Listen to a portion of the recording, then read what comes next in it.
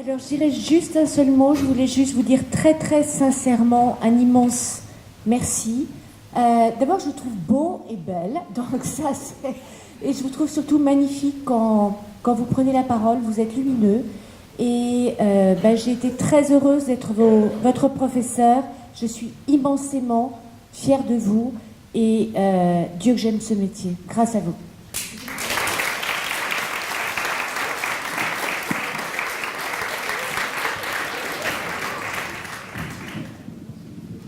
Je rejoins ma collègue dans ce qu'elle vient de dire. Je trouve que vous avez fait très très belle prestation ce soir. J'ai appris plein de choses. J'adore apprendre. Hein. C'est pas parce qu'on est prof qu'on arrête d'apprendre. Ma collègue a fait un excellent travail de maïeutique, vraiment excellente. Nous aimons l'interdisciplinarité. Donc je vais terminer non pas par un philosophe ni par un biochimiste, comme on pourrait s'y attendre. Je vais parler d'Yves Lacoste. Yves Lacoste, qui est le père de la géopolitique en France, puisque j'enseigne également la géopolitique à l'INALCO, ce qui n'a rien à voir, je fais grand écart. Donc, qu'est-ce que je vois ici? Parce que nous allons prendre le même thème à l'ENCPB dans quelques semaines. C'est une question de représentation. La géopolitique, c'est la confrontation des représentations sur un espace géographique. Et là, c'est la même chose, c'est ce que je vois. C'est la confrontation des représentations de la paternité, de la maternité, de la filiation sur l'espace de la parentalité. Et là, il y a beaucoup de choses à voir. Et là, je rejoins M. Hirsch. Ça dépasse la bioéthique, parce que tout ceci, la confrontation des représentations, ça peut conduire à la guerre, comme ça peut conduire à la paix. Donc, c'est le vivre ensemble qu'on apprend quand on fait de la bioéthique. Et je suis très heureux de participer à cette aventure. Je tiens également à remercier l'Espace Éthique et toute l'équipe qui nous secondent vraiment de façon très utile et maintenant indispensable pour faire évoluer nos élèves dans la conception de leur propre réflexion plutôt que de prendre pour argent comptant ce qu'on leur raconte.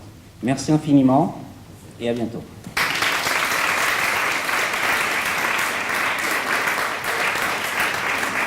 Le dernier mot, je voulais remercier Sébastien, il a disparu en cours de route, hein, tout le monde le connaît. Mais un dernier mot, je disais résistance, hein, on n'a pas besoin de prendre des armes pour résister. Le fait de penser, d'avoir passé du temps à penser, je pense que vous devez aussi résister face à vos écrans, si vous voyez ce que je veux dire. Regardez, on a passé quasiment 2 heures passionnantes, on vous a écouté, vous avez parlé, on n'était pas dans le virtuel, on était dans le réel, on était dans une salle, on était entre nous.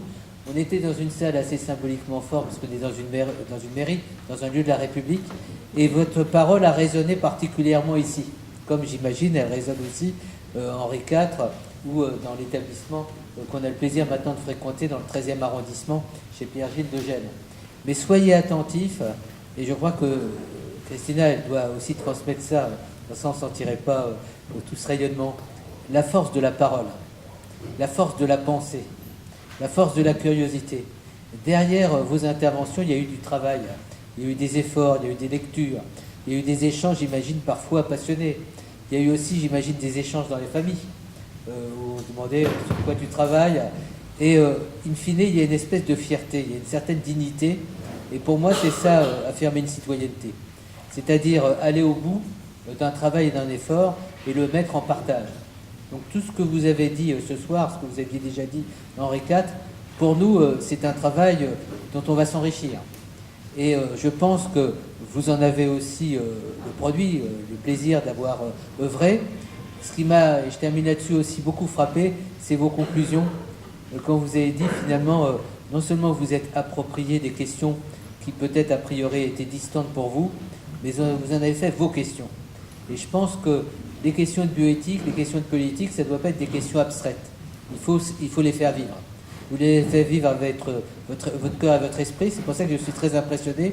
Puis un dernier point, quel style. Dans ma prochaine réincarnation, j'ai déjà dit, je ne sais pas si je serai digne d'aller à Henri IV. On va aussi aller d'ailleurs à Pierre-Gilles de Gênes où ils ont des très bons profs de philo. Mais je dirais comme ça, a priori, j'aimerais bien avoir eu un prof de philo comme Christina. Ça m'aurait permis peut-être d'être plus à la hauteur de vos attentes ce soir. En tous les cas, on vous a filmé, Patrice Dubos. On vous dira quand vous serez en ligne dans quelques jours sur le site de l'Espace Éthique. On relaiera. Et puis, je demanderai à Patrice, s'il peut, de me faire juste un échantillon, enfin, je veux dire de prendre dans le film les dernières parties quand chacun disait ce que ça vous a apporté, et on les transmettra qui de droit. Parce que ça va faire quelques minutes extrêmement fortes, vous avez été très très personnel, vous avez dit effectivement qu'est-ce que ça vous a apporté, en quoi c'est constructif que de s'atteler à ces questions. Voilà, je vous souhaite une bonne soirée, on est très fiers d'avoir participé à ce moment, et merci de nous avoir donné à vivre un instant aussi rare. Bonne soirée à toutes et à tous.